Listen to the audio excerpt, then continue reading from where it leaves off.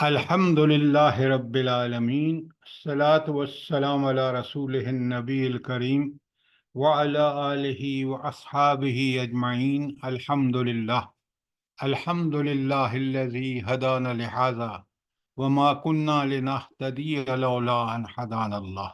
رب اشرح لی صدری ویسر لی امری واحلل عقدۃ من لسانی یفقہوا قولی، آمین یا رب العالمین۔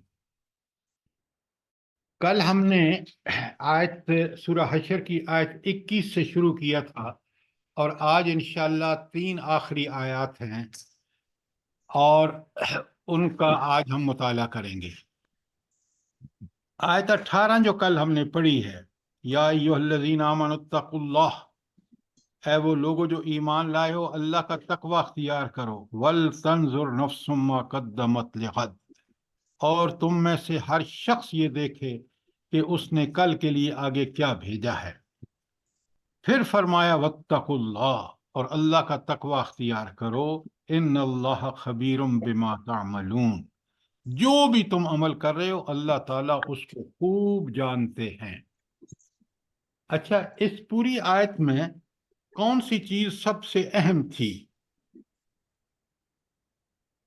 جلدی بتائیں۔ سر آخرت کے لیے ہم نے کیا بھیجا ہے، کل کے لیے ہم نے کیا بھیجا ہے، یہ سب سے اہم ہے۔ نہیں، اس سے بھی اہم ہے کوئی چیز اور۔ تقوی تقوی، 2 دفعہ تقوی کا حکم آیا ہے۔ تقوی کا ہے سر۔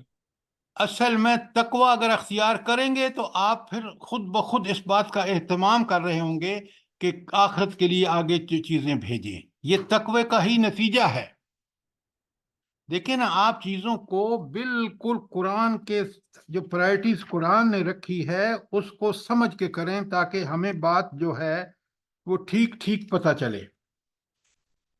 تو سب سے اہم جو بات یہاں ہے اس آیت میں، وہ بات ہے تقوی والی۔ اور یہ تقوی جو ہے، یہ ہم نے قرآن مجید میں اس کا حکم آیا ہے 65 مرتبہ، سمجھ رہے ہیں آپ؟ تو گویا یہ مومن جو صاحب ایمان ہے، اگر اس کا ایمان برحق ہے تو پھر تو اس کو سب سے پہلے جس چیز کا اہتمام کرنا چاہیے وہ تقوی ہے۔ بس ٹھیک ہے جناب، ٹھیک ہے قرآن ہوگا۔ خالد صاحب ذرا آپ کا مائک کھولا ہے پلیز۔ تو اس کا مطلب یہ ہے کہ قرآن مجید جس چیز کی ہمیں ایمان کے بعد سب سے زیادہ توجہ دلاتا ہے وہ تقوی ہے۔ تقوی کیا ہے؟ آپ لوگوں کو سوال کرنے چاہیے۔ میں ان چیزوں کو اس لیے تاکہ ہمارے ذہن نشین ہو جائے، ہماری زندگی بدل جائے گی اگر ہم حصول تقوی کے لیے کوشاں ہوں۔ تو یہ تقوی جو اتنی اہم چیز ہے جس کا اللہ تعالیٰ نے بار بار حکم دیا ہے، تو اس کے حصول کا سب سے بڑا ذریعہ کیا ہے؟ سب سے بتائیے، قرآن دیکھیں، قرآن سے بات کریں، جلدی بتائیں۔ سر قرآن اور سنت پہ چلیں۔ اللہ یہ تعالیٰ کا خوف ہے نا سر، اللہ کا خوف ہوگا تو ہم تقوی اختیار بھائی یہ کریں گے۔ پیدا کیسے ہوگا؟ یہ دیکھیں قرآن نے کیا رہنمائی کی ہے ہماری۔ اطیعوا اللہ و اطیعوا الرسول، آخرت پر یقین، آخرت کا یقین۔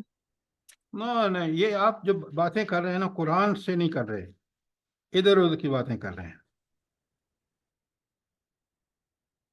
دیکھیں، ہم قرآن کے طالب علم ہیں، ہمیں اللہ ہی کی کتاب سے جواب تلاش کرنا چاہیے۔ تقوی کے لیے اب سب آپ کو پتہ ہے، لیکن آپ کی پرائرٹیز ٹھیک نہیں ہیں۔ لکھیں سورہ بقرہ کی آیت 21، میں آپ کے سامنے پڑھ رہا ہوں۔ پہلی بات اوپننگ سورہ بقرہ کی شروع میں آیت 21، اللہ تعالیٰ فرما رہے ہیں بسم اللہ الرحمن الرحیم، بڑے غور سے سنیے۔ یا ایہا الناس، خطاب کس سے ہے بھلا؟ پوری انسانیت سے۔ پوری پوری انسانیت۔ انسانیت سے، ہر اس انسان سے خطاب ہے جو نبی کریم صلی اللہ علیہ وآلہ وسلم کے نبوت کے بعد پیدا ہوا ہے، اور قیامت تک کے انسانوں کے لیے۔ یا ایہا الناس اعبدوا ربکم، تو کیا کرو اے لوگو، تم کیا کرو؟ اپنے رب کی عبادت کرو۔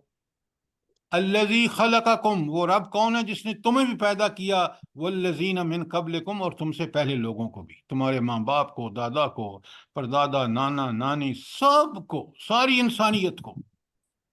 تو اس عبادت کا کیا فائدہ ہوگا؟ لعلکم تتقون، تاکہ تم تقوی اختیار کر سکو۔ تو تقوی پیدا ہوگا عبادت سے۔ آپ ذرا مجھے عبادت کا مفہوم بنائیے، قرآن میں عبادت کا مفہوم کیا ہے بھلا؟ کیا صرف عبادت نماز پڑھنا ہے یا روزہ رکھنا ہے؟ سر جی آیت بر سورہ بقرہ کی سورہ 170۔ بقرہ کی آیت بر، بالکل آپ نے ٹھیک کہا۔ وہاں سارا عقیدہ، اعمال، افعال، سارا کچھ بیان ہو گیا ہے۔ لیس البر ان تولوا وجوہکم قبل المشرق والمغرب ولکن البر، نیکی کیا ہے؟ وہ تو نیکی کی ڈیفینیشن ہے، اور اسی کے آخر میں کہا ہے کہ جو اس نیکی کو اس مفہوم میں کرتے ہیں وہی متقی ہے۔ بہت ٹھیک کہا آپ نے۔ لیکن عبادت کے تین معنی ہم میں سے ہر ایک کے، کیونکہ انسان کی پیدائش کا مقصد کیا ہے بھلا؟ عبادت کرنا۔ زندہ لیعبدون، وما خلقت الجن والانس الا لیعبدون، آپ نے ٹھیک فرمایا۔ تو ہماری پیدائش کا مقصد ہی عبادت ہے۔ تخلیق انسان کا مقصد عبادت ہے، اور اگر عبادت کا مفہوم مجھے اور آپ کو نہیں پتا تو پھر کتنی افسوس کی بات ہے۔ عبادت کا مفہوم میں نے کئی دفعہ آپ سے کہا ہے، کتاب ہے، اس کا نام ہے قرآن کی 4 بنیادی اصطلاحیں۔ اس کے رائٹر ہیں سید ابو العالی مودودی، اللہ تعالیٰ ان کی قبر کو نور سے بھر دے۔ اس میں انہوں نے 4 جو مشہور اصطلاحات ہیں قرآن کی، نمبر 1 عبادت، نمبر 2 رب، نمبر 3 الہ، اور نمبر 4 دین۔ یہ قرآن کی وہ اصطلاحات ہیں جن کو سمجھے بغیر قرآن کا صحیح مفہوم نہیں سمجھا سکتا۔ میں نے کتنی دفعہ آپ سے گزارش کی ہے، چھوٹی سی کتاب ہے تھوڑی مشکل، اور میں نے آپ کو پڑھائی بھی ہے، تو برائے مہربانی اس کو دیکھیں۔ تو عبادت کا وہاں جو نچوڑ ہے، مفہوم ہے، وہ یہ ہے کہ عبادت سب سے پہلے اطاعت ہے، کلی اطاعت، ہر معاملے میں، ہر جگہ، ہر حال میں اللہ کے احکام کی پابندی، یہ عبادت ہے۔ مدد، اطاعت، اللہ تعالیٰ کی اطاعت ہر جگہ، ہر حال میں، ہر وقت، نمبر 1۔ نمبر 2، اطاعت لفظ عبادت عبد سے بنا ہے، اور عبد کا معنی ہے غلام۔ غلام بھی کیسا؟ 24 گھنٹے کا غلام۔ ہر آن اور ہر لمحہ میں اور آپ اللہ تعالیٰ کے غلام ہیں۔ اس نے ہمیں پیدا کیا، اس نے سارے ہماری پرورش وہ کر رہا ہے، ہماری ضروریات وہ پوری کر رہا ہے۔ تو اس لیے وہ ہمارا خالق صرف نہیں، وہ مالک بھی ہے، وہ رازق بھی ہے۔ آج ہم پڑھیں گے ساری آگے، لیکن یہی چیزیں جب تک ہمارے پوری طرح ذہن پر نقش نہیں ہوں گی، ہماری زندگی نہیں بدلے گی۔ تو پہلی تھی اطاعت ہر معاملے میں، ہر جگہ، ہر وقت۔ نمبر 2 غلامی، اور غلامی بھی کیسی؟ کہ ہر حال میں، ہر جگہ، ہر وقت اللہ تعالیٰ کا غلام ہونا کیوں فائدہ مند ہے؟ مجھے یہ بتائیں، کیوں اللہ تعالیٰ کہہ رہے ہیں کہ میرے غلام بنو، صرف میری عبادت کرو؟ کیوں؟ بتائیں نا۔ دنیا بھی سنور جائے گی اور آخرت بھی سنور جائے گی۔ دیکھیے، یہ چیزیں ہم زبان سے کہتے ہیں، کتنے مسلمان ہیں جو اللہ تعالیٰ کی اطاعت نہیں کر رہے، ہر جگہ، ہر وقت، ہر حال میں۔ آپ دیکھ رہے ہیں آج دنیا تو ان کی کسی درجے میں ٹھیک ہی ہے، لیکن دنیا میں بھی کوئی عزت نہیں ہے ان کی۔ مسلمان امت کو دیکھ لیں، آج حکمرانوں کو دیکھ لیں، आखिरत में अल्लाह ताला का फैसला बड़ा खौफनाक होगा इन लोगों के बारे में जो लोग अल्लाह ताला के बागी होंगे। तो इबादत का पहला माना हर जगह हर वक्त हर हाल में अल्लाह की इताअत। नंबर 2 अल्लाह की गुलामी। सुनिए, ये गुलामी का लफ्ज सुन के ना इंसान जो मुतकब्बर होता है कि मैं अल्लाह का गुलाम बन जाऊं, और भाई तुम अल्लाह के गुलाम नहीं बनोगे तो तुमने अपनी ख्वाहिशात नफ्स के गुलाम बनोगे, तुम तागूत के गुलाम बनोगे, तुम हर वो बुरा काम करोगे जो अल्लाह को नापसंद है। ये है वो अल्लाह ताला को की गुलामी छोड़कर जब इंसान किस कदर जलील होता है। ये बात अच्छी तरह समझें। एक सजदा जिसे तू गरां समझता है, अल्लामा इकबाल ने बड़ी प्यारी बात की, एक सजदा तू जिसे गरां समझता है, 1000 सजदों से देता है निजात। एक अल्लाह को सजदा करके तू ऐसा दुनिया का इंसान बन जाता है जो किसी की परवाह नहीं करता। कोई तागूत जो है वो आपको सजदा ही नहीं है, क्योंकि उस अल्लाह के सामने हर चीज जो है वो गुलाम है, वो माने या ना माने।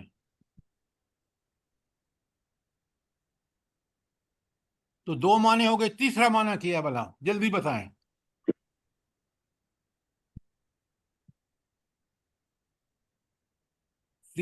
देखें, ये सब समझें खुदा के लिए। तीसरा माना है परस्त पूजा। ये भी एक मानी है इबादत का, और परस्त पूजा दुआ है, आपका क़याम, रुकू, सुजूद, आपका तवाफ काबतुल्लाह का, आपकी सही, ये सारे जो हैं ये हैं आपके परस्त पूजा। तो परस्त पूजा जो है ये किस चीज का नतीजा है? क्यों इंसान अल्लाह ताला की परस्त पूजा क्यों करता है? बताएं, कौन सी वो एक वजह है जिसकी वजह से इंसान अल्लाह की लिए वालहाना सजदे, रकू, दुआएं मांगता है, मक्का पहुंचता है तो सबसे पहले तवाफ करता है, फिर सही करता है, वगैरह वगैरह? क्यों?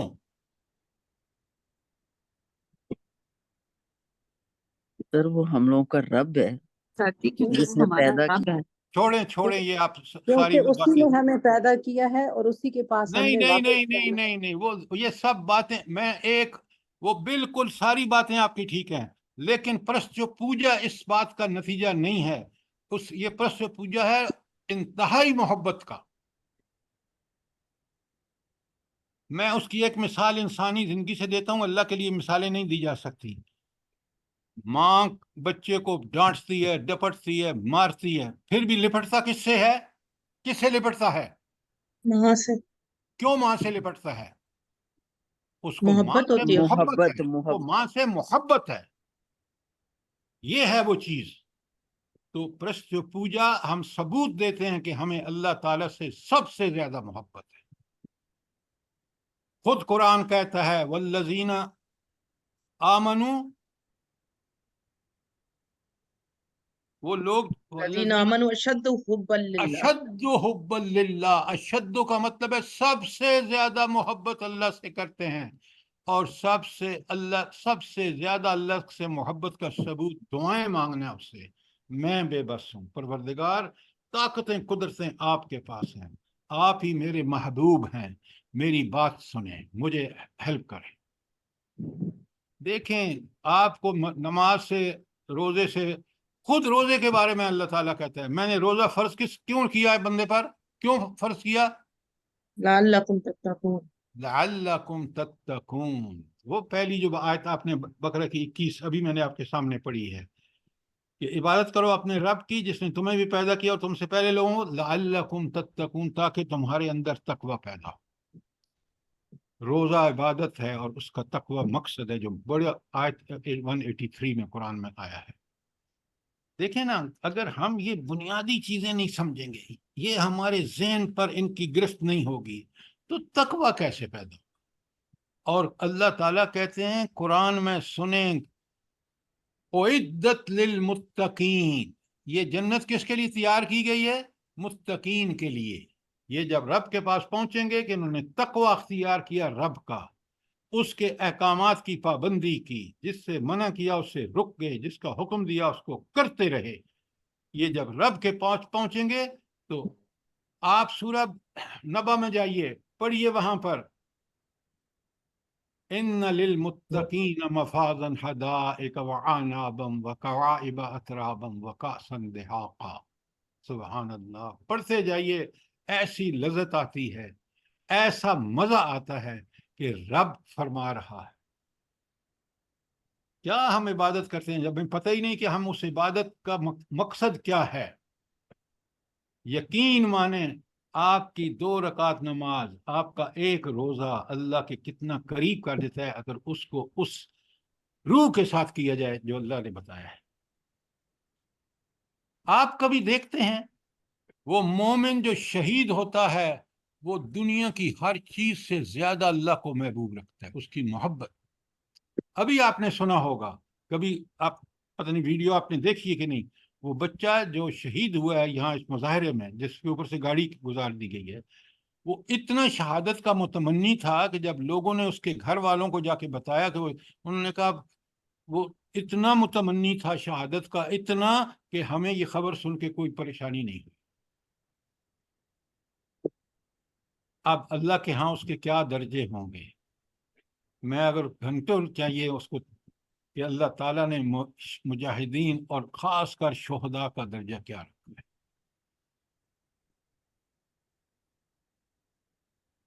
حضور نبی کریم صلی اللہ علیہ وآلہ وسلم جیسی ہستی کہتی ہے کہ میری سب سے بڑی تمنا یہ ہے کہ میں زندہ ہوں اور پھر شہید ہو جاؤں، زندہ ہوں اور پھر شہادت ملے، تاکہ وہ درجے بڑھتے چلے جائیں. بہرحال یہ آیات آپ اسی طرح نہ پڑھا کریں. ان آیات میں جو اللہ تعالیٰ ہمیں جس مقصد سے گزارنا چاہتے ہیں اس مقصد کو سامنے رکھیں. تو آیت 31 آپ نے دیکھا کہ کتنی اہم آیت ہے کہ ایک طرف یہ ہمیں روز آخرت کی یاد دہانی کرا رہی ہے، وَلِتَنْظُرْ نَفْسٌ مَّا قَدَّمَتْ لِغَدٍ، اور اصلاح کی طرف ایسی راغب کر رہی ہے کہ انسان اور تقوی کی ہدایت کر رہی ہے. آیت نمبر 19 میں بتا دیا کہ جو شخص اللہ کو بھول جاتا ہے پھر وہ خود اپنی ذات کو بھی بھول جاتا ہے. کیوں؟ اگر اس کو پتہ ہے کہ میرا اللہ تعالیٰ سے تعلق مجھے صحیح مقام پر رکھتا ہے، کہ میں وہ میرا آقا، مالک، رازق، حاکم، خالق سب کچھ ہے، جب وہ یہ بلا دیتا ہے تو وہ پھر شیطان کا بندہ بن جاتا ہے، وہ اپنی خواہشات کا بندہ بن جاتا ہے، وہ رواجوں کا بندہ بن جاتا ہے، وہ تو طاغوت کا بندہ بن جاتا ہے. تو اللہ سے کبھی تعلق نہ توڑے، اللہ سے اپنا تعلق کہ وہ خالق، مالک، رازق اور حاکم ہے. پھر بتایا کہ لوگوں ذرا دیکھو تو صحیح، ایک اصحاب الجنہ ہے اور ایک اصحاب النار ہے، دونوں ہرگز برابر نہیں. اور پھر کس طرح جنت والے اللہ کی رحمتوں سے بڑے مزے اڑا رہے ہیں جو ہمارے آج اس دنیا میں ہمارے تصور میں بھی نہیں ہے. وہاں وہ کچھ ملے گا جو ہمارے تصور سے بالا تر ہوگا. اللہ تعالیٰ کہتے ہیں کہ جنت تو ہے نا، تم اس میں اتنے میں ہو گئے ہو. اللہ تعالیٰ کہتے ہیں لدینا مزید، ہمارے پاس اس جنت سے بڑھ کر بھی چیز ہے. اور وہ کیا ہے؟ بھلا کیا ہے جنت سے بڑھ کر کیا چیز ہے؟ جلدی بتائیں. اللہ کا دیدار، اللہ کا دیدار. کیا ہوگا اس وقت دیدار میں؟ سبحان اللہ، سبحان اللہ. اللہ ہمیں نصیب کرے، آمین. وہ ہے آمین. کیا بھلا؟ سر اللہ اپنا دیدار کرائیں گے ان جنتیوں کو. اللہ تعالیٰ کی رضامندی. وہ منظر ہوگا، وہ منظر ہوگا، جنت کی نعمتیں ہیچ ہوں گی، اتنی لذت آئے گی انسان کو اللہ کے دیدار میں. وہ ہستی جس کے لیے اس نے دنیا میں عبادت کی اور آخرت میں جنت اس کے عوض میں مل گئی، اس کے باوجود اس کو وہ چیز دکھائی جائے گی، اللہ کا دیدار کرایا جائے گا کہ وہ سب نعمتوں کو بھول جائے گا. یہ اتنی عظیم نعمت ہے.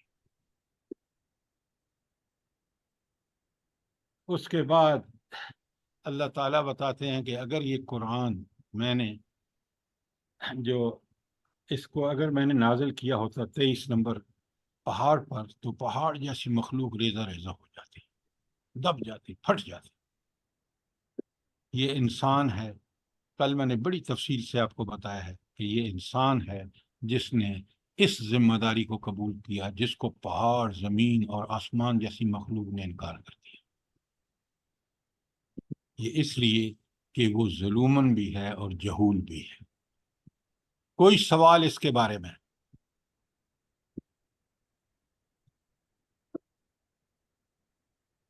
اب آئیے آگے 3 آیات جو ہیں 22، 23 اور 24، وہ آیات جو ہیں وہ سارے تینوں کی تینوں آیات کیا ہیں بلا؟ اس میں کیا ہے؟ اللہ کی صفات صفات الہی سر، صفات صفات الہی۔ الہی۔ صفات الہی کی معرفت، اس کا فہم کیوں ضروری ہے؟ آپ میں سے جو ٹھیک جواب سمجھتا ہے وہ مجھے بتائے، کیوں اللہ تعالیٰ کی صفات اس طرح جیسے سورہ حشر میں آئی ہیں؟ پھر آپ روز آیت الکرسی پڑھتے ہیں ہر فرض کے نماز کے بعد، اور اس کی فضیلت کا عالم یہ ہے کہ رب العالمین فرماتے ہیں کہ اگر کوئی جنت میں آپ کو جانے سے چیز روکے ہوئے تو موت ہے، لیکن کس شخص کو جنت میں جانے سے صرف موت رکاوٹ ہے؟ کون سا ہے وہ شخص؟ جو ہر نماز کے بعد آیت الکرسی پڑھتا ہے۔ تو آیت الکرسی میں کیا ہے بھلا؟ اللہ کی صفات بیان کی۔ صفات الہی سر۔ اچھا، اب آپ نے کبھی غور نہیں کیا، اصل میں صفات الہی تو ہیں لیکن وہ الوہیت کی صفات ہے۔ اللہ لا الہ الا ہو، هو الحی القیوم، یہ ساری آپ جو وہ الہ کی صفات ہے۔ اب ان صفات سے جوڑیں تو ساری صفات کو سامنے رکھ کے سمجھ کے تو آپ کو صاف صاف پتہ چلے گا کہ اگر الہ کوئی ہستی ہو سکتی ہے، معبود کوئی ہستی ہو سکتی ہے، تو انہی صفات کی مالک ہو سکتی ہے۔ اور یہ کسی میں صفات نہیں پائی جاتی جو ہم آیت الکرسی میں پڑھتے ہیں، لہٰذا کوئی اور ذات اللہ تعالیٰ کے سوا الہ معبود نہیں ہو سکتی، حاکم نہیں ہو سکتی۔ کبھی آپ نے اس طرح پڑھا ہے، سمجھا ہے؟ بتائیں نا مجھے۔ نہیں، کبھی بھی نہیں، ایسے نہیں سمجھا۔ یہ ہے وہ چیز جو آپ روز ہر نماز کے بعد پڑھیں اور پھر رب کو الہ، ایسا الہ مانے کہ وہ حاکم ہے، مجھے اس کی ہر حکم کی پابندی میرا فرض ہے، پھر تو یہ واقعی رکاوٹ ہے میرے اور جنت کے درمیان۔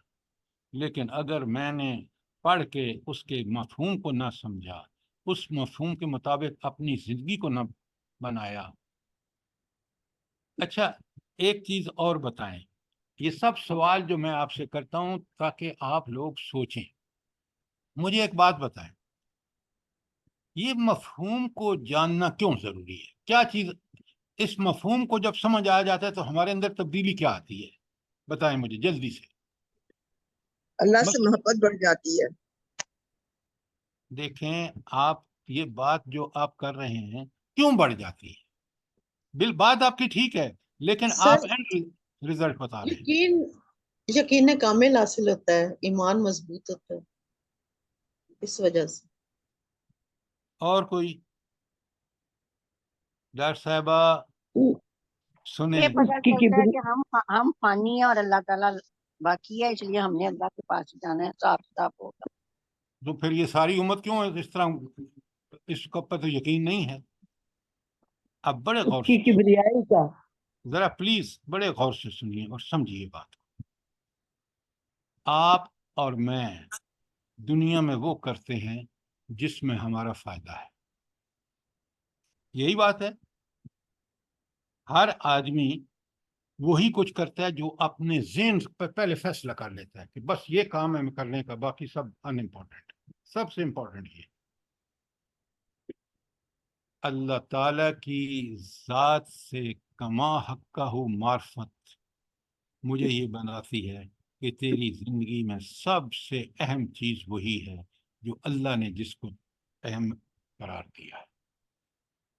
اللہ نے بتایا کہ تیری زندگی کا مقصد عبادت ہے، تو تو عبادت کر، پھر تجھے سب کچھ دنیا میں بھی سکون، چین، اللہ کی تائید اور نصرت، اور آخرت میں بھی جنت۔ تو یہ چیز صرف انسان کو اس وقت نصیب ہوتی ہے جب وہ اللہ تعالیٰ کی صفات کا کما حق کا علم رکھتا ہے، اور یہی آج ہمارا ٹاپک ہے ان 3 آیات کا۔ اور یہی روزانہ جو 5 وقت ہم فرض نماز کے بعد آیت الکرسی پڑھتے ہیں، اس میں ربانی صفات، انہی صفات کہ وہ صفات اللہ کو الوہیت کے مقام پر فائز کرتی ہے۔ اس کو اگر ہم نے سمجھ لیا، ہماری زندگی بدل جائے گی۔ کیوں؟ زندگی میں عمل ہم کرتے ہیں اہمیت اور افادیت کے اعتبار سے، کہ کون سی چیز سب سے اہم ہے۔ سب سے اہم چیز مومن کے لیے اللہ کی عبادت ہے، جس کے لیے اس نے پیدا کیا۔ یہ عبادت اس وقت ٹھیک کرے گا جب وہ اللہ تعالیٰ کے مقام اور مرتبے کو پہچانے گا۔ اللہ تعالیٰ کے مقام و مرتبہ کو اس کی صفات کے ذریعے پہچان سکتے ہیں۔ وہ صفات بے مثال ہیں۔ جیسے آج آپ دیکھیں گے، ضرور سوال کیا کریں۔ میں آپ سے سوال اس لیے کرتا ہوں تاکہ ہمارے ذہن میں یہ بات اسٹیبلش ہو جائے کہ اصل کرنے کا کام، میری زندگی کا مقصد جو ہے وہ اللہ تعالیٰ کی عبادت ہے۔ اچھا، اب ذرا میں نے آپ کو بتایا ہے کہ قرآن مجید میں 3 مقامات ہیں، لکھ لیں۔ ایک ہے آیت الکرسی، دوسری ہے سورہ حشر کی آیت 22 تا 24، اور تیسری جگہ کون سی ہے بلا؟ دیکھیں نا، ہم قرآن کے طالب علم ہیں، ہمیں پتہ ہونا چاہیے کہ جہاں صفات الہی اسی طرح آئی ہیں جیسے یہاں آئی ہیں، یا سورہ حشر میں آئی ہیں، اور سورہ آیت الکرسی 255 میں آئی ہیں۔ ایک اور جگہ ہے قرآن میں جہاں آیت ربانی کا ایک اکٹھ آیا ہے، سورۃ الحدید۔ ایکسیلنٹ، سورہ الحدید کی آیت 1 تا 6، باقاعدہ پتہ ہونا چاہیے۔ 1 تا 6 آیت سورہ الحدید میں اللہ تعالیٰ کی صفات کا بیان اسی طرح ہے جیسے یہاں ہے۔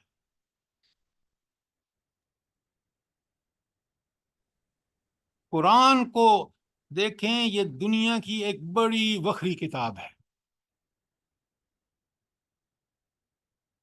میں یہ دعویٰ تو نہیں کرتا، لیکن میں یہ آپ سے ضرور کہوں گا کہ میں نے ماسٹر الیکٹریکل انجینئرنگ میں کی امریکہ سے۔ دنیا کی کتابیں اس لیے پڑھی کہ میں طالب علم تھا اور پڑھا رہا تھا۔ میں نے ساری زندگی ٹیچنگ کی ہے، اور دنیا کی کوئی ایسی نیشنلٹی نہیں جس کو میں نے نہ پڑھایا ہو، کیونکہ میں نے شلمبرجے میں مارکیٹنگ مینیجر تھا تو میری ڈیوٹی تھی۔ یقین مانیں، ساری کتابیں، مجھے جب وہ حدیث پڑھی تو مجھے سمجھ آئی کہ اللہ تعالیٰ فرماتے ہیں کہ فضل و کلام اللہ ہے، اللہ تعالیٰ کے کلام کی فضیلت کیسی ہے؟ ساری دنیا کی کتاب کا فضل اللہ تعالیٰ علی خلقہ، اس کی فضیلت ایسی ہے جیسے خود اللہ تعالیٰ کو فضیلت ہے اپنی مخلوق پر۔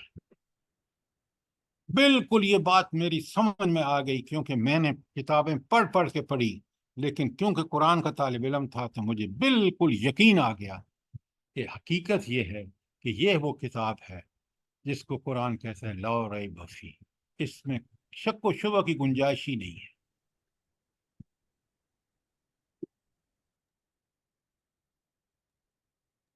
جس طرح اللہ تعالی حق ہے، اسی طرح اس کا یہ کلام بھی حق ہے۔ اس کلام کی ہر حکم حق ہے، اس کلام کی ہر ہدایت، تعلیمات، احکامات، جو کچھ اس میں بیان ہوا ہے سب حق ہے میرا ایمان اور آپ کا اس بات پر؟ سوچیں، اگر ہمارا اس پر ایمان ہوتا تو ہم پھر عبادت میں مشغول رہتے، اور اللہ تعالیٰ ہمیں کبھی اس ذلت اور پستی سے جو ہم نے طاغوت کی کہنا مان کر حاصل کی ہے، اس میں کبھی نہ پڑے ہوتے، اور آج بھی اس کھڈ میں گرتے جا رہے ہیں اور ہم اللہ کے احکامات کو پس پش لاتے جا رہے ہیں۔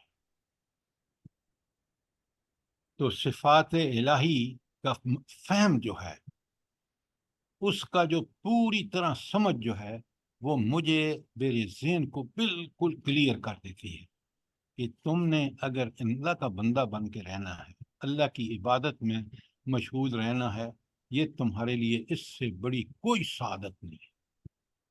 اور اس کو چھوڑا تو ذلت اور پستی دنیا میں مقدر اور آخرت میں۔ وہ جو اللہ تعالیٰ فرماتے ہیں نا کہ جس نے اللہ کو بھلا دیا گویا اس نے اپنے آپ کو بھلا دیا۔ اچھا، اللہ تعالیٰ کو بھلانے کا مطلب کیا ہے بھلا؟ جلدی بتائیں۔ خواہشات پہ عمل اللہ کرنا، تعالیٰ کے احکام کو بھلا دیا، اللہ اپنی تعالیٰ مرضی کی کے صفات کو مطابق۔ بھلا دیا، احکام نہیں، صفات کو بھلا دیا۔ وہ حاکم ہے، اس کے حکم کی پابندی میرے اوپر فرض ہے۔ اللہ تعالیٰ کو بھلانا اللہ تعالیٰ کی صفات کو بھلانا ہے۔ احکامات کی میں پابندی اس لیے کرتا ہوں کہ وہ حاکم ہے۔ ذرا بات کو ٹھیک پرسپیکٹو میں رکھیے۔ اللہ تعالیٰ کو بھلانے کا مطلب یہ ہے کہ میں نے اللہ تعالیٰ کی صفات، حاکمیت کو بھلا دیا، میں نے اس کی ربوبیت کو بھلا دیا، میں نے اس کے حاکمیت، ربوبیت اور جتنی اعلی صفات تھیں ان سب کو بھلا کے میں اس مقام پر پہنچ گیا کہ شیطان میرا آج، جو اللہ کا بھی دشمن اور میرا بھی دشمن، جو مجھے جہنم میں لے جانا چاہتا ہے، میں آج اس کے قبضے میں ہوں، نعوذ باللہ۔ صفات کو سمجھیے، صفات کی پابندی کیجیے، ان کو فہم حاصل کر کے، پھر آپ اللہ کے بندے بن جائیں گے۔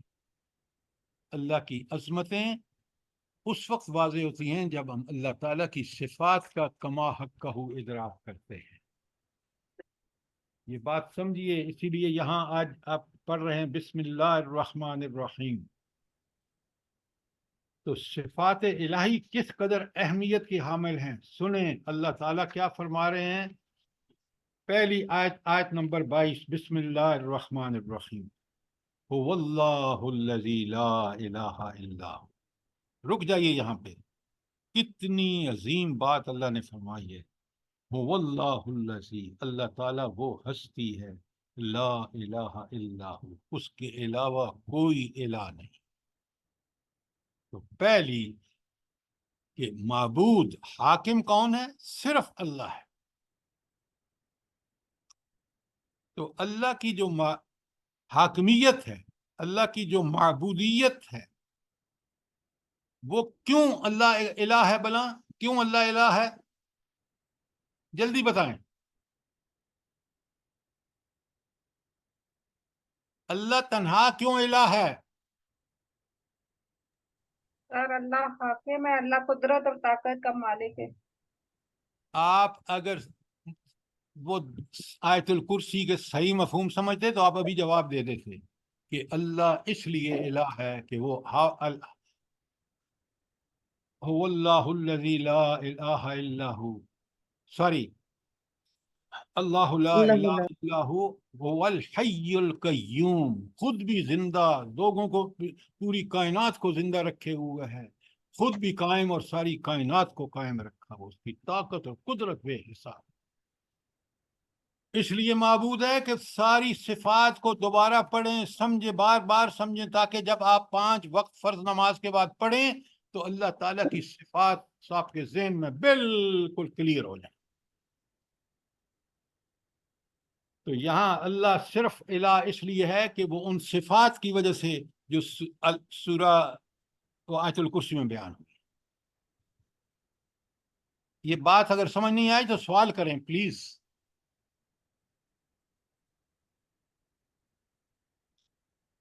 اچھا، اب آگے چلتے ہیں۔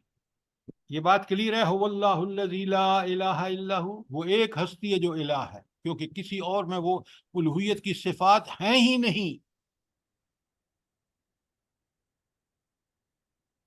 عالم الغیب والشہادہ، وہ غیب کا بھی علم جانتا ہے اور حاضر کا بھی۔ اب اتنے معنی اگر آپ سمجھ کے آگے بڑھ جائیں گے، آپ نے عدل نہیں کیا، انصاف نہیں کیا اللہ تعالیٰ کی اس کلام سے۔ عالم الغیب، اس کے لیے کوئی چیز غیب ہے ہی نہیں۔ اس کا علم کیسے بلا، کتنی باریک بینی کا ہے، کتنی مائکرو ڈیٹیل میں اس کا علم ہے، بتائیں مجھے۔ ولا یحیطون بشیء من علمہ، اس سے بھی اور آگے، جو ہوتا ہے وہ بھی اس کے علم میں ہوتا ہے۔ اور انہ علیم بذات الصدور، یہ ہوئی نا بات، علیم بذات الصدور، سینے میں اٹھنے والے خیالات سے بھی وہ واقف۔ یہ ہے اس کے علم کی کوئی انتہا نہیں۔ کل ہونے والے حال ہو، ماضی ہو، مستقبل ہو، ہر چیز کا علم اس کو ہے۔ اچھا، اب آپ مجھے ایک بات بتائیں، اس صفت علم اور اپنی تمام وسعتوں کے ساتھ اگر مجھے یقین ہے تو پھر کیا میں کوئی گناہ کر سکتا ہوں؟ بتائیں مجھے، نہیں سر، کیا میں نہیں کوئی سر، نافرمانی کر سکتا ہوں؟ اگر واقعی اس علم کا یقین ہے مجھے، تو اس کی علموں کی وسعتوں کا، کہ میرے سینے میں اٹھنے والے راز جو ہیں، خیالات، تصورات، اس سے واقف ہے۔ آپ سوچیں، میں برا سوچ ہی نہیں سکتا۔ بات سمجھ آ رہی ہے نہیں آپ کو؟ کہ جی ذہن، سر، میں نے اپنے اوپر پابندی عائد کر رکھی ہے، کیونکہ میرا رب جس سے مجھے واسطہ ہے، جس کے سامنے میں نے پیش ہونا ہے، جس کے سامنے میرا حساب کتاب ہونا ہے، وہ میری دل کی دھڑکنوں سے بھی واقف ہے۔ میرے دل میں اگر کوئی برائی اٹھتی ہے تو واقف ہے، میرے دل میں نیک کام کا ارادہ ہوتا ہے تو اس سے واقف ہے۔ آپ سوچیں، یہ صفات الہی ہمیں کیا کچھ سجھا دیتی ہیں، کیا کچھ سمجھا دیتی ہیں، ہمیں کیسا انسان بنا دیتی ہیں۔ تو عالم الغیب والشہادہ کا مطلب صرف یہ نہیں ہے کہ وہ جانتا ہے میرا معاملہ کیا ہے اس ہستی کے سامنے جس کو عالم الغیب اور شہادہ ہے، جس کو میرے دلوں کے راز کا بھی پتہ ہے۔ یہ صفات الہی کوئی عام بات نہیں ہے، قرآن بھرا پڑا ہے۔ اچھا، اب کوئی سوال عالم الغیب و شہادہ پر، اور جب مجھے اس کی ٹھیک ٹھیک معرفت ہو جاتی ہے تو میرے دل و دماغ پر یہ بات چھا جاتی ہے کہ تمہیں اگر کوئی کرنا ہے کام تو یاد رکھنا، ایسا کوئی کام نہ کرنا جس کا وہ دیکھے تو تم سے ناراض ہو۔ یہ وہ خوف اور خشیت پیدا کرنے والی بات ہے، اس کے علم کی انتہا۔ کوئی سوال اس کے اوپر؟ سر یہ عالم الغیب ہمیں سارا عمر اپنی میں کیوں نہیں یاد رہتا، کہ صرف رمضان میں یاد رہتا ہے کہ ہمیں اللہ دیکھ رہا ہے اور ہم نے یہ کھانا نہیں، یہ پینا نہیں، ادھر یہ نہیں کرنا، حتیٰ کہ ہمیں ساری عمر اپنی موت تک یہ یاد رہنا چاہیے کہ اللہ، نہیں، یہ کیوں نہیں یاد رہتا بلا؟ یہ ایمان کی کمزوری کی وجہ سے سر۔ یہ آپ جو باتیں کرتے ہیں نا، ہم قرآن دنیا کو پر سمجھ کے نہیں پڑھتے۔ اگر قرآن کو سمجھ کے روزانہ پڑھیں تو یہ بار بار قرآن میں ہمارے سامنے آئے گا، ہمیں یقین ہو جائے گا۔ اور جب آپ سنیں، جب آپ ہر نماز کے بعد آیت الکرسی پڑھتے ہیں، وَلَا يُحِيطُونَ بِشَيْءٍ مِّنْ عِلْمِهِ إِلَّا بِمَا شَاءَ، وہاں بات صاف بتا دی گئی۔ ہر نماز کے بعد مجھے یاد دہانی ہوتی ہے۔ مسئلہ ہم مسلمانوں کا یہ ہے کہ ہم نے اس کو سن تو رکھا ہے کہ ہر نماز کے بعد پڑھنے والے کے لیے جنت میں کوئی چیز رکاوٹ ہے تو موت ہے، لیکن کبھی ہم نے نہیں سوچا کہ کیوں ہے یہ سب کچھ۔ اس لیے کہ الہ کی وہ صفات جو یہاں بیان ہوئی ہیں وہ مجھے تر و تازہ رہیں تو میرا دماغ کسی برائی کی طرف جا نہیں سکتا، کیونکہ مجھے اللہ کو سب پتہ ہے۔ ان چیزوں کو سمجھیں، ذرا ان باتوں کو سمجھیں، ہم اپنی باتیں نہ بنائیں، اللہ تعالیٰ کی بات کو سامنے رکھیں۔ کوئی سوال؟ اچھا، یہ پہلی صفت الہ آئی تھی اس آیت 22 میں، دوسری صفت کون سی آئی ہے؟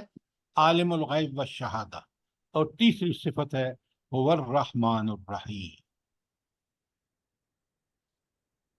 अब ये रहमान जो है ना, आप में से जो अरबी के तालिब इल्म हैं, जिन्होंने अरबी पढ़ रखी है, वो बड़े खुशकिस्मत हैं, क्योंकि कुरान के इन अल्फाज के बड़े, अरबी ज़बान बड़ी ज़बान फसीह है, बलीग है। तो रहमान का मतलब है जिसकी रहमत हद से बड़ी हो, रहमत भी हो और रहमत की क्वांटिटी का कोई अंदाजा ना हो। आपको अगर ये चीज देखनी हो ना, बड़ी आसान है, समझने में कोई दिक्कत ही नहीं है। या तो आप माँ हैं, या कोई मर्द है तो वो किसी माँ का बेटा है, कोई औरत है तो किसी माँ की बेटी है। कल वो खुद अल्लाह ताला उसको माँ के मराहिल से गुजारेगा। ये माँ के अंदर जो मोहब्बत है, उस बच्चे को जो वो पैदा जनती है, उसको पालना, उसको पोसना, उसको उन हालात में से लेके चलना कि जहाँ वो अगर उसकी माँ की तवज्जो ना हो, माँ की ममता ना हो, माँ की मोहब्बत ना हो, तो वो मर जाए दुनिया में, कोई उसको बचा नहीं सकता। ये रब का कमाल देखें, उस रहमान ने इतनी मोहब्बत उस माँ के दिल में डाली है कि वो माँ उस गंदे बच्चे को साफ करके चूमती है।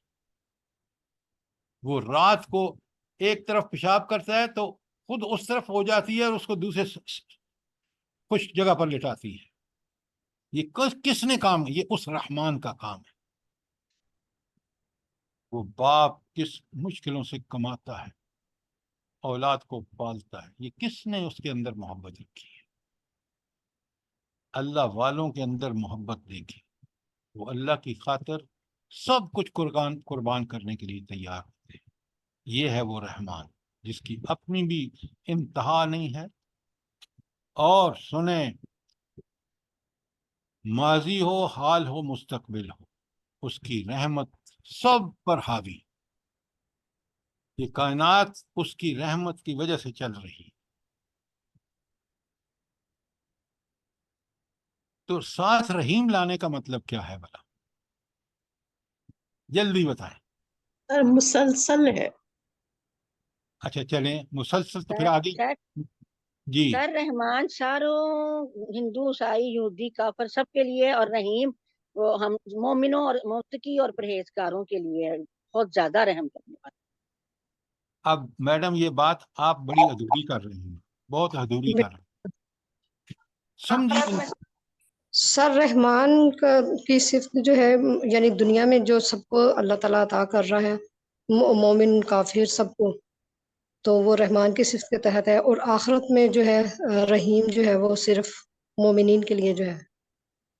अब मैं आपको बताता हूँ, फिर आप अगर बात क्लियर ना हो, मैं कोई गड़बड़ कर रहा हूँ तो सवाल करें।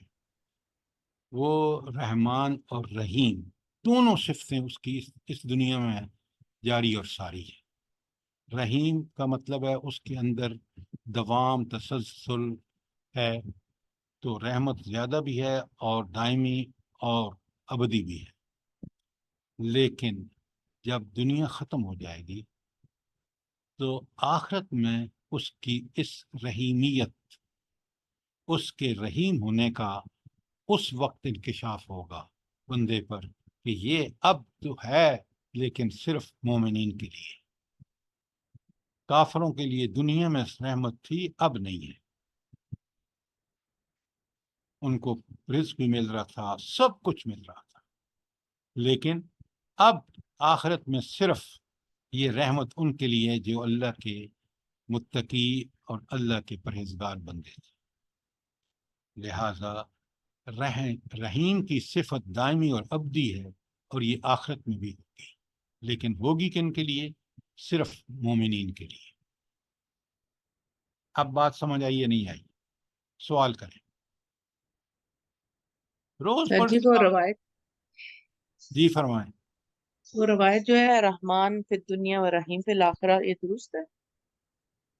देखिए, वो रहीम दुनिया में भी है, दायमी रहमत उसकी अवेलेबल है, लेकिन आखिरत में सिर्फ ये जो रहमान फिर दुनिया और रहीम फिल आखिरा है, वो ठीक नहीं है। वो दुनिया में भी رحمان اور رحیم ہے، لیکن آخرت میں صرف رحیم ہو۔ کس کے لیے؟ نیک بندوں کے لیے۔ یہ جو رحیم ہے یہ اللہ تعالیٰ کا حکم ہے نا کہ رحم مجھ سے جڑا ہوا ہے تو صلہ رحمی کرو، اس میں بھی یہ آتا ہے نا۔ ہاں لیکن یہ سب باتیں پہلے اس کا بنیادی مفہوم سمجھ ہوگا تو پھر یہ باتیں آپ کی بالکل ٹھیک ہیں، حدیث ہے، لیکن پہلے ہم اس کا صحیح مفہوم سمجھیں تاکہ ہم اپنی زندگی کو اس کے حکموں کے مطابق، اس کی صفات کے مطابق ڈھالیں۔ آپ اللہ دیکھتے کرے، نہیں ہیں، اللہ آپ کرے سنیں میری دماغ۔ بات، آپ دیکھتے نہیں ہیں کہ ایک بندہ کہتا ہے وہ کیوں رشوت لے رہے ہو؟ وہ کہتا ہے اللہ رحمان اور رحیم ہے، اور بدبخت اللہ شدید العقاب ہے تیرے لیے، تو اللہ کے حکم کی نافرمانی کر رہا ہے۔ تو یہ ہے، ہم یہاں دنیا میں جب صفات کا صحیح مفہوم نہیں سمجھتے تو ہم ان کا غلط اپلیکیشن کرتے ہیں۔ جی جزاک اللہ۔ اب آپ کو اس میں 3 صفات تھیں، میں پھر 22 میں الہ کی صفت تھی، اور دوسری تھی عالم علم کی، عالم الغیب والشہادہ، اور تیسری رحمان اور رحیم۔ کوئی سوال یہاں تک؟ اس پر کوئی سوال؟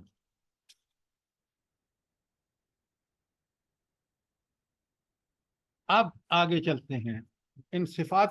دیکھیے، اب اگر الوہیت کی صفت میں نے سمجھ لی ہے تو پوری زندگی میں نے کسی اور کی عبادت نہیں کرنی، معبود اور حاکم۔ اور پھر میں نے جو علم کی صفت پڑھی ہے، میں دیکھ رہا ہوں میرا رب کتنا رحمان اور رحیم ہے۔ اب آ جائیے آیت 23، هو اللہ الذی لا الہ الا ہو۔ پھر اللہ وہ ہستی ہے جس کے علاوہ کوئی الہ نہیں ہے۔ کیوں کوئی الہ اور کوئی معبود اور کوئی حاکم کیوں نہیں ہے بھلا؟ کیا جواب آپ دیں گے؟ کیا دلیل ہے آپ کے پاس؟ کسی کے اندر وہ والی صفات نہیں ہے جو اللہ تعالیٰ کے ہاں، اندر۔ جو صفات اس کے اندر ہیں الوہیت کی، وہ کسی اور کے اندر ہیں نہیں، لہذا کوئی اور الہ نہیں ہو سکتا۔ یہ بالکل آپ کے ذہن میں کلیئر ہو، تاکہ ہم بھی پورے جم کے اللہ کو الہ مانیں، اس لیے کہ اس کے علاوہ کسی اور کے اندر یہ صفات الوہیت کی ہیں ہی نہیں۔ اور الوہیت کی صفات قرآن میں کہاں پر ہیں؟ سر جی سورہ نحل۔ اور خدا کے بندے پہلے سب سے کیا ہے؟ سورہ آیت الکرسی میں ہے۔ آپ جس کا حوالہ دے رہے ہیں میں بالکل مان رہا ہوں، اللہ وہ ہے جو پہاڑوں کو چلاتا ہے، اللہ وہ ہے جو بارشیں برساتا ہے، اللہ وہ ہے، وہ ساری اس کی قدرت کا بیان ہے۔ اور پھر اس کے آگے آپ وہیں بس سوال آتا ہے، الہ مع اللہ، کوئی اللہ کے علاوہ کوئی الہ ہے جس کے اندر یہ طاقت اور قدرت ہو؟ لیکن سب سے پہلے آپ روزانہ 5 وقت ہر نماز کے بعد آیت الکرسی پڑھتے ہیں۔ اچھا، اب آ جائیے پہلی آیت کا ٹکڑا جو ہے، هو اللہ الذی لا الہ الا ہو، بالکل وہی ہے جو پیچھے 22 میں آیا، میں آپ کے سامنے ایکسپلین کر چکا ہوں۔ اس کے بعد پہلی صفت آئی ہے هو المالک، المالک۔ کیا لفظ آیا ہے المالک؟ کیا مطلب ہے اس کا؟ جلدی بتائیں۔ حقیقی بادشاہ۔ کیا مطلب ہے حقیقی بادشاہ؟ یہ آپ نے لفظ کا معنی تو مجھے بتا دیا۔ جی سر جی، جس کے علاوہ کوئی بھی حاکم نہیں ہے، کوئی حکمران نہیں ہے، صرف مالک وہی ہے، اس کے علاوہ اور تمام کوئی ملکیت بادشاہوں کا کا حق نہیں۔ بادشاہ۔ دیکھیں، پہلے ملک کے اوپر رہیے، ملک بادشاہ کو کہتے ہیں المالک، الف لام لگ کے معرفہ بن گیا، وہ بادشاہ ہے اور صرف وہی بادشاہ ہے۔ پوری کائنات کی سلطانی اور فرما روائی کا اس کے ذمے ہے۔ جتنے لوگ اپنے آپ کو سمجھتے ہیں وہ حاکم ہیں، وہ دراصل اس نے ان کو آزمائش کے لیے یہ مقام بخشا ہے۔ یہ آپ کے حکمران ہوں، آپ کے ججز ہوں، کتنی بڑی بدبختی ہے کہ اس کے حاکم تو وہ ہے اصلی حاکم، لہذا سارے جہان کا بادشاہ ہے، اس لیے کہ وہ المالک ہے۔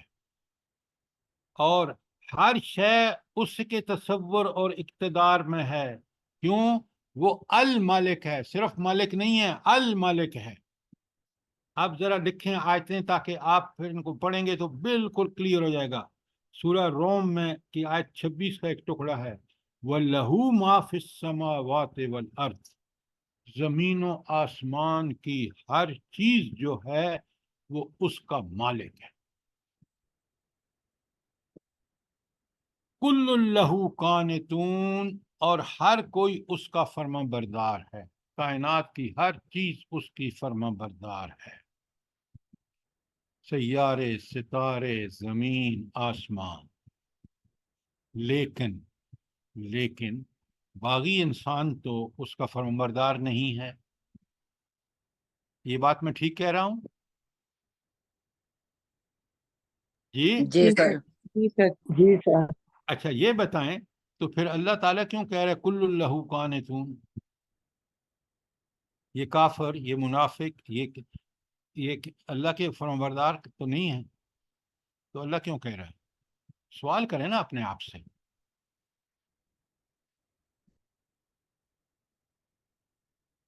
کیا جواب ہے آپ کے پاس اس کا؟ قرآن اس لیے تھوڑی ہے کہ آپ ختم پہ ختم کرتے جائیں. قرآن اس لیے ہے کہ آپ اس کو سمجھیں.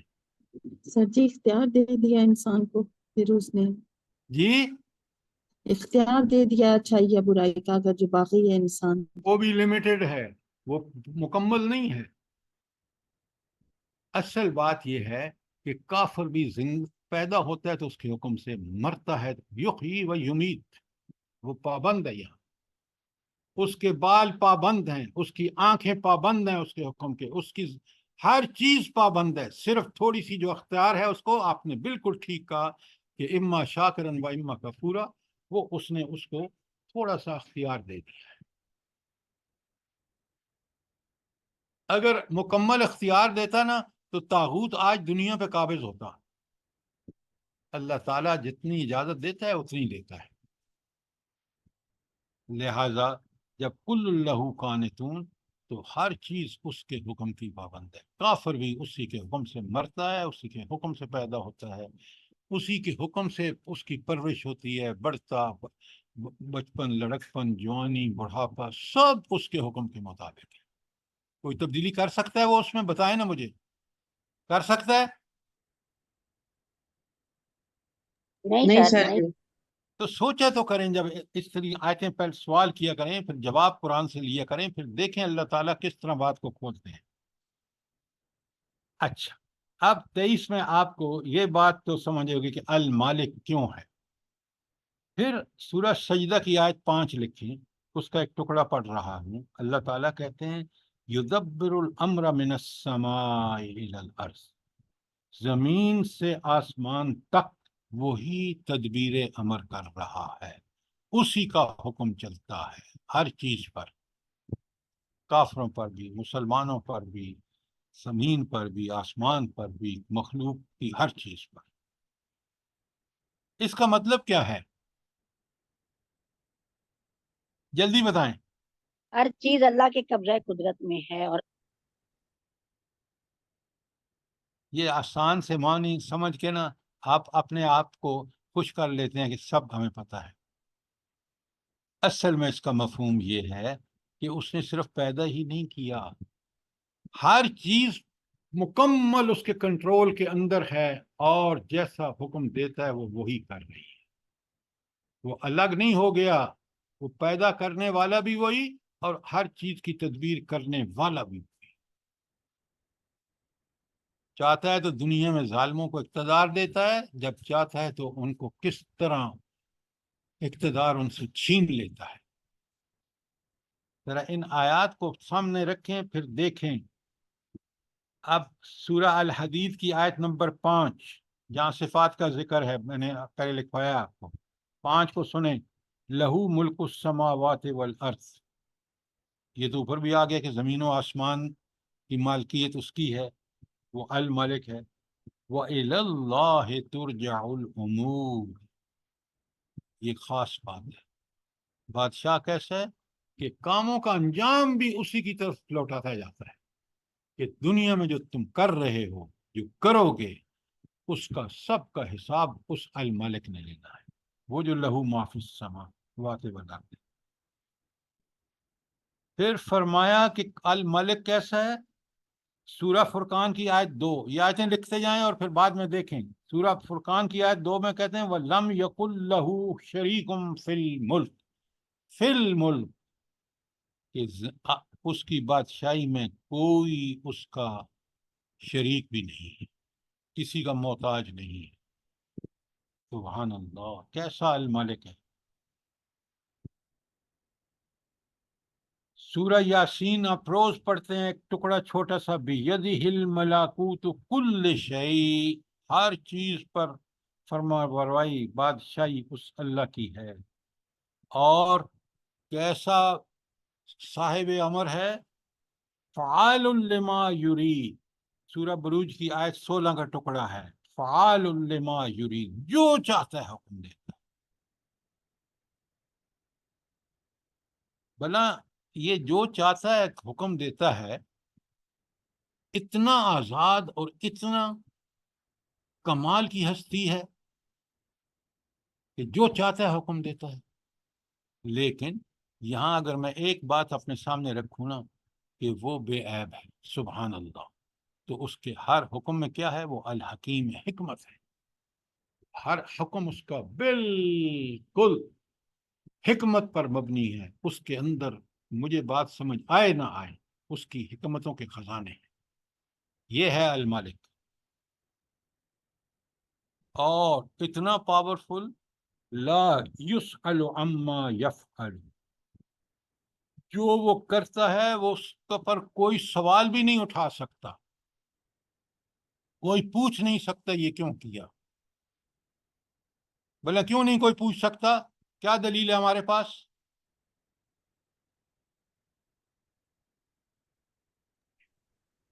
جلدی بتائیں۔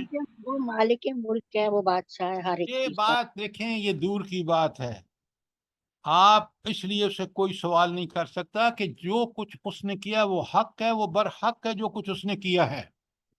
سوال تو جب اٹھے گا جب اس میں کوئی نقص ہو، کوئی غلطی ہو۔ وہ اس لیے اس سے کوئی سوال نہیں کر سکتا کہ وہ خود حق ہے، اس کا کرنا ہر فعل برحق ہے۔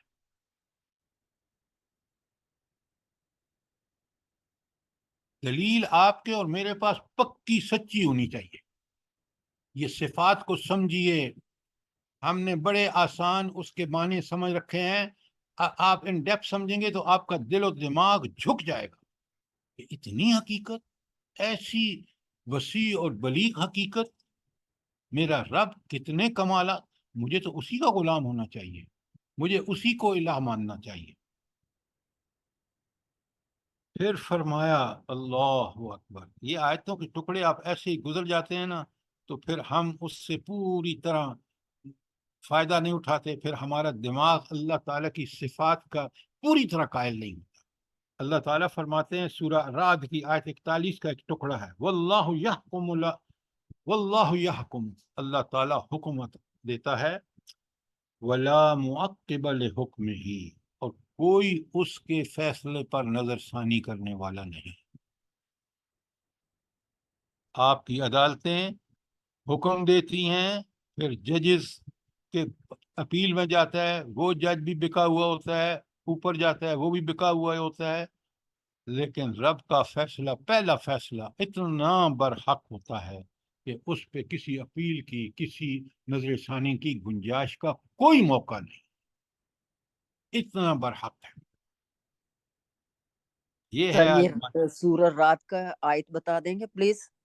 جی میں بتاتا ہوں آپ کو، یہ سورہ رعد کی آیت 41 کا ٹکڑا ہے، واللہ یحکم لا معقب لحکمہ، اور پھر وہ اللہ فرماتے ہیں سورہ مومنون کی آیت 88 میں، سورہ مومنون آیت 88 کا چھوٹا سا ٹکڑا ہے، ذرا الملک کی تعریف سنیں، وَهُوَ یجیر، وہ پناہ دیتا ہے، ولا یجار علیہ، اس کے مقابلے میں کوئی پناہ نہیں دے سکتا۔ اچھا اس کے مقابلے میں کوئی پناہ نہیں دے سکتا، کیا مفہوم ہے اس کا بلا؟ جلدی بتائیں۔ کیونکہ اس کے مقابلے کا کوئی ہے ہی نہیں۔ یہ بات تو بالکل آپ کی ٹھیک ہے، لیکن دلیل ایسی ہونی چاہیے جو ہر آدمی کی سمجھ، یہ آپ کی بات 100% ٹھیک ہے، میں انکار نہیں کر رہا۔ کسی میں اگر وہ پکڑے گا نا قیامت کے دن، کوئی نبی بھی نہیں چھڑا سکے گا جو اس کے سب سے محبوب لوگ ہیں۔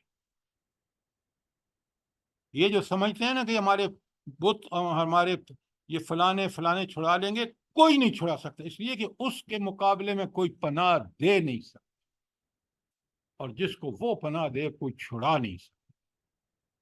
اب میں دنیا میں کیا میں نے اسی کو سامنے رکھ کے زندگی گزاری ہے، اس صفت کو؟ میں تو پتہ نہیں کون کون سی جھوٹی شفاعتوں کے پلندے سر پہ اٹھائے ہوئے گناہ کرتا پھر رہا ہوں نعوذ باللہ۔ سوچیں یہ چیزیں ہمارے ایمان کا حصہ ہیں یا نہیں ہیں؟